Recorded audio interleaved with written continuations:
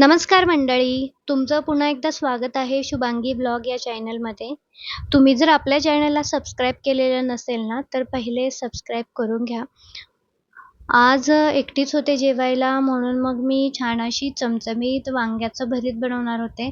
आता हे वांगे देखील मम्मीनेच दिलेले. आता एवढी वांगे मी काही एकटी खाऊ शकत नाही म्हणून म्हटलं की थोडं-थोडं करून त्याच्या 1-2 रेसिपी बनवून टाकूया. तर वांग्याच्या भरतासोबत ना मला बाजरीची भाकर खूप आवडते.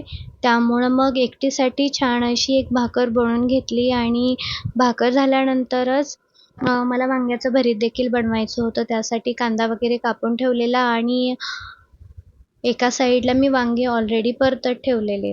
मी एक ना लाँग व्हिडिओ देखील पोस्ट केलेला आहे बरेच 2-3 महिन्यापूर्वी, की मी माझ्या आजीच्या पद्धतीने वांग्याचं भरीत कसं बनवते. तुम्ही जर तो व्लॉग पाहिला नसेल ना, तर नक्की पहा. खूप छान रेसिपी आहे आणि तुम्हाला आवडेल.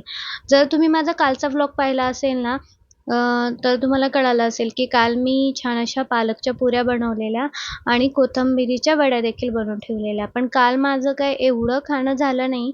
मी फक्त पुऱ्याच खाल्ल्या आणि ह्या ज्या काही मी कोथिंबिरीच्या वड्या बनवलेल्या त्या तशाच फ्रीजमध्ये ठेवलेल्या. आज म्हटलं की त्या पण तळून घेऊयात आणि त्या देखील खाऊयात. तर त्या देखील खूप छान झालेल्या.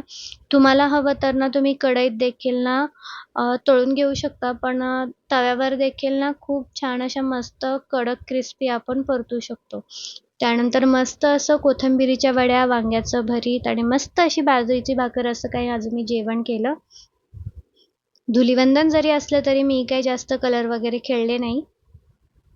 असो, भेटूया नेक्स्ट व्लॉगमध्ये. बाय.